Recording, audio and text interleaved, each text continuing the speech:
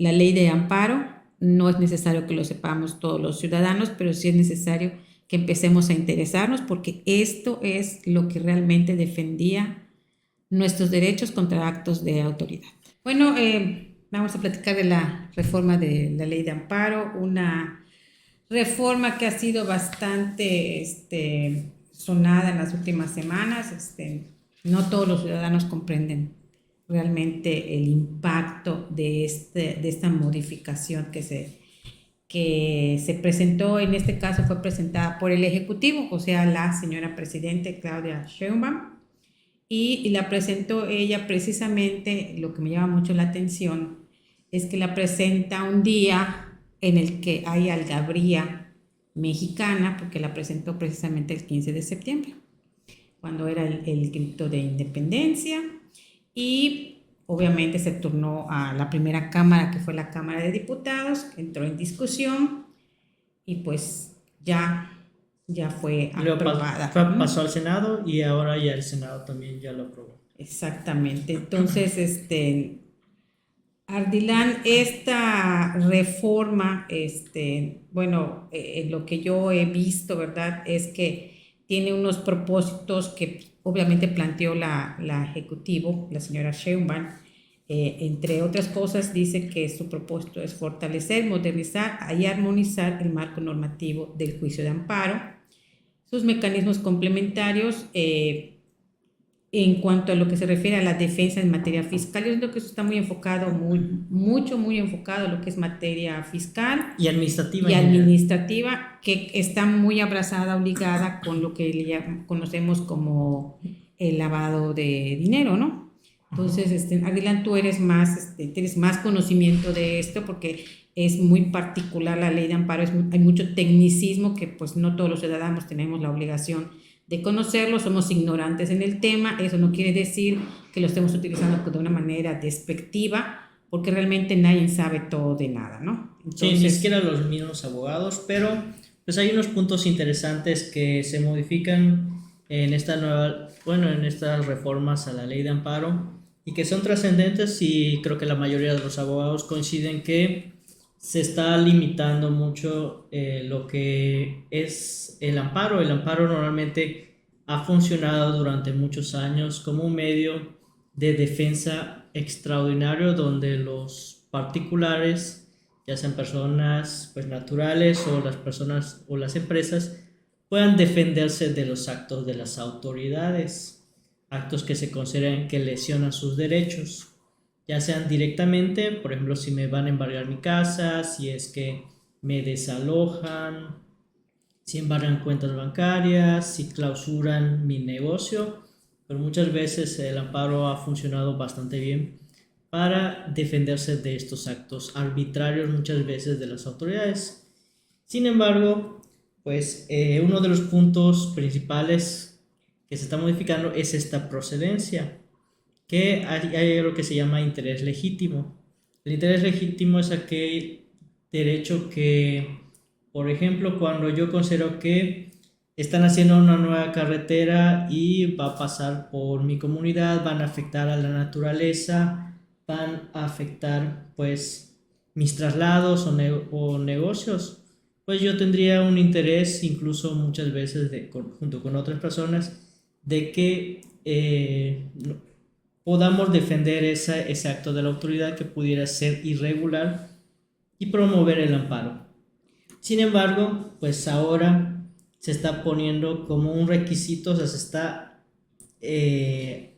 ampliando como que el requisito a que sea una lesión jurídica real, actual y diferenciada del resto de la ciudadanía.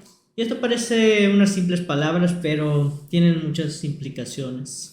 Sí, porque me llama mucho la atención que ahorita acabas de mencionar un ejemplo que calma podríamos nosotros desmenuzar un poquito más. En el tema, por ejemplo, aquí en Yucatán tenemos pues el Tren Maya, ¿no? Entonces el Tren Maya obviamente cruzó por ciertas zonas donde hay ciertas comunidades que se vieron afectadas. Inclusive me recuerdo una que había que precisamente el paso de la vía perjudicaba a una comunidad porque dividía un colegio de niños hacia el lado donde los infantes viven, ¿no? Donde está el resto de la población de esa comunidad. Y en ese caso, un amparo bajo estas modificaciones, pues, ¿cómo comprobar lo que tú acabas de decir, ¿no? Que realmente tengo una afectación y que realmente es una comunidad. ¿Cómo quedaría este ejemplo? Sí, en este ejemplo, pues aquí todavía no sabemos cómo va a fungir, pero lo más seguro o lo que se entiende de todas estas palabras es que actualmente habría que comprobar casi fehacientemente que hay un acto de la autoridad, no solo hipotético, y que además sea tangible y que se diferencie del resto de la ciudadanía. Es decir, de que en el caso del Tren Maya, como también lo estuvieron haciendo, nunca o muchas veces nunca respetaron las suspensiones de los amparos y por lo tanto seguían ejerciendo y afectando a comunidades porque bajo el argumento de que precisamente esta afectación se le está haciendo a muchas personas y no solo a una y que de todas formas también si es que te dividían el paso de una escuela pues de todas formas puedes llegar de otras maneras y toda la situación. Entonces, ellos podrían justificar que no hay una lesión real ni actual o que incluso con la anulación del acto reclamado te deba dar un beneficio cierto, directo y tangible en la persona quejosa y no ser meramente una expectativa o un efecto hipotético. Entonces, realmente sí están reforzando mucho esto o blindando para que no sea procedente en muchos casos el amparo. Aquí lo que yo veo de estas reformas nuevas que están planteando la ley de amparo, Arilán, es que quieren blindar tanto el poder del gobierno federal en estos momentos que están pasando por el arco del triunfo los derechos de los ciudadanos mexicanos. O sea, le están dejando en un estado de indefensión prácticamente al ciudadano, porque como bien dices tú, y por eso quise yo mencionar el ejemplo del Tren Maya, porque precisamente aún sin esta reforma planteada sobre la suspensión en el proceso del amparo, pues ellos ya la estaban haciendo, ya la estaban ejerciendo y le dejan el peso al ciudadano de comprobar cosas tan ambiguas, tan difíciles de entender Y difíciles de acreditar o demostrar. claro, entonces aquí estamos viendo que pues la sartén por el mango pues la tiene el gobierno federal y lo preocupante es que el ciudadano precisamente como aquí hay mucho tecnicismo, pues no lo entienden, ¿verdad? Y la manera en la que se está vendiendo esta reforma que me llama mucho la atención es que ellos lo hacen con la bandera de que, pues bueno, esta reforma lo que busca según es frenar los excesos según del ciudadano que ha ocupado en algún momento esta figura del amparo. Pero como bien dice Adrián, imagínate, yo tengo un negocio, con la suspensión yo podía seguir trabajando. Supongamos que tengo ahí una fábrica, ¿no? Me la clausuran, me la cierran por alguna situación. Yo con la suspensión que me puede proporcionar el amparo, yo podía seguir fabricando lo que yo hago, tener mi fuente o sea, le doy fuente de trabajo a otras personas. Es una manera lícita de la que yo pueda seguir obteniendo recursos, ¿no? Ingresos y a su vez también pues seguir contribuyendo al erario público. Pero pues con esto pues simple y sencillamente cierra tu fabriquita, o sea, y espera hasta la resolución final. Y cuando esto se dé en 4 o 5 años, pues a lo mejor ya la fábrica ya quebró, o sea, las maquinarias se echaban a perder porque no se usan, porque no se les puede dar mantenimiento, cuántas fuentes de empleo en una situación como esa se pueden perder. Entonces, realmente estas modificaciones, lejos, pienso, de realmente ser un instrumento de apoyo o de ayuda para el ciudadano, me queda claro que no es, pero Y sí se está sí, blindando al poder, al gobierno federal, ¿verdad? y realmente lo que yo veo, o en mi opinión, están, al hacer esta modificación del interés legítimo y la procedencia del amparo, pues están legalizando todos los actos que hicieron indebidamente. Uno de los ejemplos más grandes es acerca del Tren Maya, porque hubieron muchos amparos, mucha gente que se inconformó, mucha gente que fue afectada, y a pesar de que legalmente existía este medio que es el amparo y las suspensiones, pues el gobierno simplemente no paralizó sus operaciones, continuó afectando a la gente y todo, y entonces a través de esta modificación, pues ya prepararon el camino para que no vuelva a pasar, para que ningún juez se vaya en contra del gobierno o de los actos de las autoridades administrativas federales. Claro, Bueno, y recordemos también que esta reforma también viene muy pegadita al hecho de que la reforma del Poder Judicial también ya pasó, inclusive ya tomaron el cargo los nuevos ministros, ¿verdad? Que bueno, prácticamente ya les están dando todos los instrumentos pues para que haya una cuadratura, a mi punto de vista, una cuadratura en este tipo de recursos que un ciudadano mexicano pudiera ocupar cuando tuviera la situación. Obviamente nosotros como ciudadanos, pues a lo mejor muchos ciudadanos en este momento dirán, ay no, la ley de amparo no pasa nada, o sea, están pidiendo privilegios ciertas personas, pero no te das cuenta que en algún momento tú pudieras caer en una situación así, algún familiar, y simple y sencillamente la magnitud de que estas reformas estén pasando así, rapidísimo, la afectación para todos los ciudadanos es la verdad, no se dimensiona. No sé cómo tú sí, lo ves. realmente la situación es de que efectivamente cuando tú tengas un problema no vas a poder tener un medio legal efectivo que te defienda. Y entonces pues ahí sí, cuando uno se ha afectado y no existe ya, por ejemplo, el amparo como era antes, pues vas a recibir toda la afectación y no vas a poder hacer nada al respecto en contra de las autoridades. Y bueno, y todavía estamos nada más en la parte de la procedencia. En la parte de la procedencia también agregaron una parte que es la fiscal. Y esto que contra los actos de ejecución o solicitudes de prescripción que le hagas a la autoridad, bueno, ya hay un crédito fiscal supuestamente firme, solo procederá el amparo hasta el momento de la publicación de la convocatoria de remate. Esto pareciera que lo están asimilando a que también este mismo párrafo casi igualito se encuentra en el Código Fiscal para la procedencia del recurso de revocación. Entonces me parece interesante que lo estén añadiendo al amparo cuando normalmente si tú te enterabas de alguna situación fiscal, un problema fiscal, a veces podrías presentar, dependiendo de la circunstancia, podrías presentar tu amparo.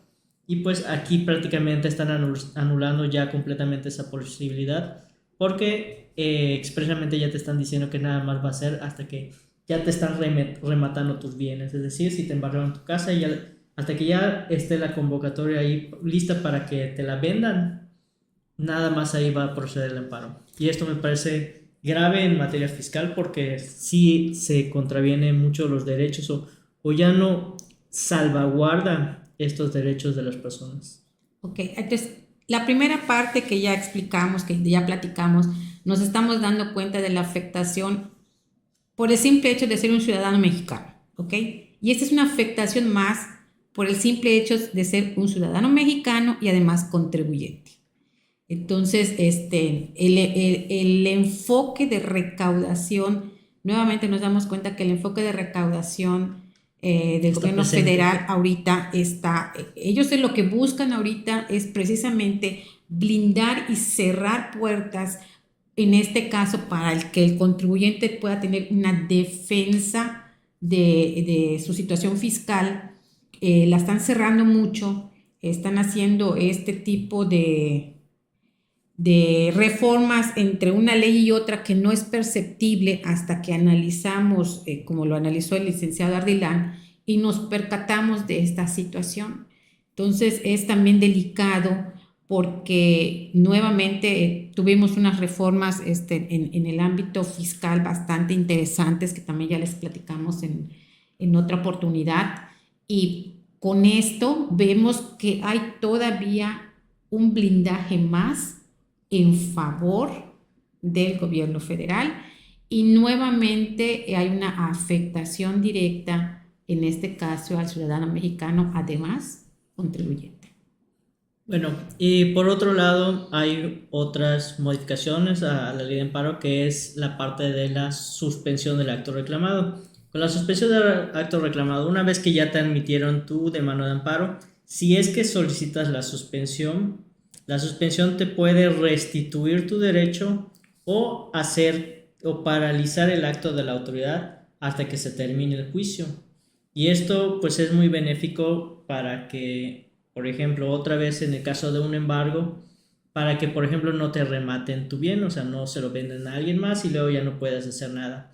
Y también funciona como un mecanismo para que el juicio de amparo pueda llegar hasta una sentencia. Para el caso de que sea favorable la sentencia de amparo, pues tú puedas gozar otra vez del derecho que te estaba afectando la autoridad. Sin embargo, pues actualmente le impusieron mayores requisitos a esta para la procedencia de la suspensión, y específicamente yo puntualizaría 3 puntos, que es el bloqueo de cuentas bancarias por la parte de la Unidad de Inteligencia Financiera, la UIF, que la UIF se encarga de hacer las investigaciones principalmente en materia de prevención del lavado de dinero en el sector financiero, y muchas veces sin notificar nunca un procedimiento al particular le bloqueaba directamente las cuentas bancarias. Lo que pasa es de que pues muchos de estas personas se llevan al amparo y a través de la suspensión, que es uno de los motivos del dictamen o de la iniciativa. Supuestamente en 2025 se interpusieron más de 1.400 amparos y se desbloquearon a través precisamente de estas suspensiones provisionales y las definitivas 27,000 millones de pesos. Entonces, otra vez, el gobierno federal, como no le agradó que los jueces estén liberando cuentas bancarias y esto lo hagan a través de los mecanismos legales que existen, pues lo limitaron. Ya no sería procedente la suspensión ni el desbloqueo de cuentas bancarias que haga esta unidad de inteligencia financiera. Luego, muy relacionado a esto, también temas relacionados con deuda pública y sistema financiero, es decir, cuando las autoridades solicitan informes a las instituciones financieras y otros temas relacionados, tampoco sería procedente el amparo, o bueno, sí sería, probablemente sería procedente el amparo, pero no la suspensión, porque ya está expresamente aquí como improcedente en este caso. Es decir, si alguna autoridad diferente te está investigando u otras situaciones, me imagino también como el tema del CUR biométrico y las reformas en materia de telecomunicaciones, donde el gobierno federal puede en tiempo real investigar todas tus comunicaciones, pues creo que entraría un poco en estos supuestos y no sería procedente la suspensión. Y para que lo que toca en el aspecto fiscal, que es nuestro fuerte, cuando se trata de la impugnación también de estos créditos fiscales, solo procederá la suspensión si se garantiza el interés fiscal. O sea, en ningún caso, o al menos con estas modificaciones, en ningún caso te está excepcionando de que no garantices o que no pagues el crédito fiscal. Así es. Entonces, realmente aquí vemos, por ejemplo, en el caso, por ejemplo, volvemos a lo mismo de cuando se congele una cuenta bancaria, pues prácticamente estás matando al contribuyente, porque el contribuyente, al haber ¿qué es un congelamiento de cuentas bancarias? Que de esa cuenta no va a entrar ni salir un peso, ¿ok? Y si para que yo pueda seguir mis actividades necesito esa cuenta bancaria, porque ahí tengo todos los recursos para pagar nómina, para comprar, no sé, materia prima, la mercancía que yo necesito, pagar el seguro social de mis empleados, el sueldo, la nómina de mis empleados, pues no tengo. Y el hecho, muchos me podrían decir, no pasa nada, abro otra cuenta. O sea, volvemos a lo mismo. ¿Y cómo fondeo esa cuenta? O sea, ese es un gran problema porque una vez que estés con una cuenta bloqueada, o sea, ya ningún banco te va a aperturar una cuenta bancaria. Esa es la realidad. Ningún banco después te va a decir, no, no, ¿cómo te voy a abrir esta En la cuenta? realidad matas a la empresa porque, Claro, bueno, la autoridad mata a la empresa congelando su cuenta o inmovilizando la cuenta bancaria, porque así no puede hacer pagos a sus proveedores, no puede pagar la nómina, no puede pagar incluso los impuestos. Entonces se vuelve un problema bastante complejo y que si no existía un procedimiento previo legal realizado por la autoridad, sí era procedente la suspensión, primero el amparo y luego la suspensión, porque en muchos casos se ve que el abuso de la autoridad o la arbitrariedad, las ilegalidades que hacen estos funcionarios públicos sin realizar el debido proceso legal. Y ahora pues ya, aunque no lo hagan todo mal las autoridades o sea una persona que inocente, pues le van a bloquear sus cuentas bancarias con la consecuencia de que se podrían perder empleos, de que paralice la empresa, se quiebra, entre otras situaciones. sí, porque aquí estamos hablando de, o sea, en el enfoque ya en fiscal, ¿no? Y fiscal no es solamente la Secretaría de Hacienda y Crédito Público, pues también entra Infonavit, entra IMSS, ¿no? Y por ejemplo, el Infonavit hacía o suele hacer mucho esto, de que manda comunicado a los bancos para congelamiento de cuenta. Entonces, pues si es una empresa mediana, que a lo mejor es la única cuenta que tiene de bancos, pues sí la matas totalmente, ¿no? Y bueno, la garantía del interés fiscal, pues eso requiere, ¿verdad?, que la empresa contrate, pues en este caso, una fianza que se llama fianza fiscal y obviamente, pues eso también repercute en ciertos gastos adicionales, ¿no? Entonces, aquí nuevamente nos damos cuenta de que es todo para este lado y nada para este. O sea, tratan al ciudadano mexicano contribuyente de antemano como, pues yo lo diría como un criminal. Así está haciéndose estas modificaciones, estas reformas. Yo recuerdo que hace varios años, no me acuerdo si en el sexenio de López Portillo, hubo una situación de fiscalización bastante fuerte que en aquel momento le llamaron terrorismo fiscal, pero yo siento que ese está peor que en el de aquellas épocas, ¿no? No sé, eso Y es lo que me viene a la mente en este momento. bueno, y por último, otro punto relevante de las modificaciones es la restricción a la ampliación de la demanda. Y aquí, en cierto grado, sí podría decir que muchas veces era un poco impreciso cuándo se puede ampliar la demanda de amparo y que lo presentas o incluso se recibe el informe justificado de la autoridad, que es dar las razones de por qué hizo tal cosa y entonces tú podías ampliar la demanda de amparo. En este caso, están restringiendo esta posibilidad. No es que la hayan quitado por completo, pero se dice que solo lo vas a poder ampliar cuando tengas conocimiento de esos nuevos actos relacionados al motivo por el cual presentaste amparo y que no hubieran sido de tu conocimiento con anterioridad a la presentación de la demanda. Hasta cierto punto tiene mucho sentido, pero tampoco me parece muy correcto la limitación, cuando que si tu acto reclamado es uno y luego la autoridad trata de justificarlo a través de otras situaciones y que tengan relevancia con lo que tú estás peleando, no se debería limitar en ese sentido la ampliación de la demanda, porque los otros actos relacionados no necesariamente son una situación que te esté vulnerando o que sea el motivo principal por el que presentas el amparo. Entonces, si te van a limitar esta posibilidad, ya no vas a poder defender totalmente este acto que estás peleando. Así es, Arlan.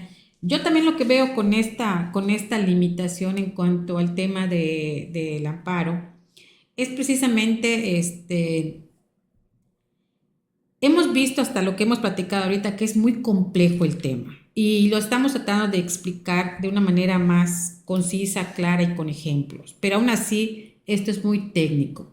Y luego también sobre la práctica seguramente van a pasar un montón de cosas donde también los jueces van a interpretar de una manera o de otra manera y va a ser totalmente diferente la aplicación.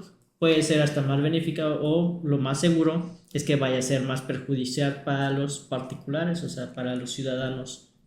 Así es, a eso es a lo que yo iba, Dylan. Como cada situación es diferente, o sea, podríamos pensar que la vertiente original es la misma, a lo mejor en dos contribuyentes, ¿no?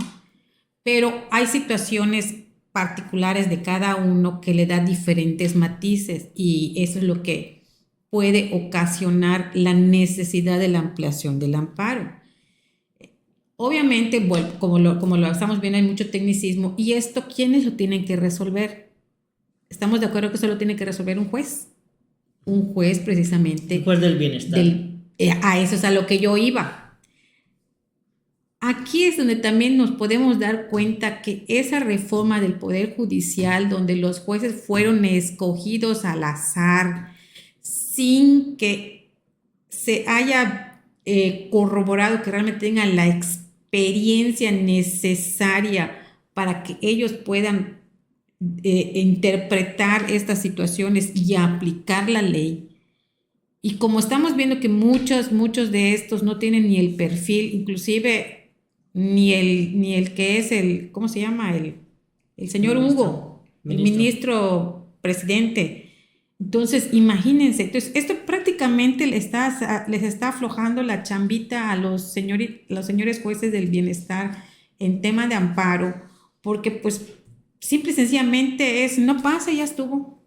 O sea, no armaste o posteriormente se dio esta situación, esta circunstancia que afecta al primer amparo que tú promoviste, pues con la pena, mi chavo, porque no puedes ampliar.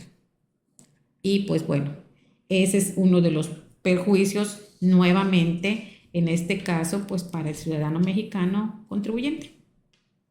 Sí.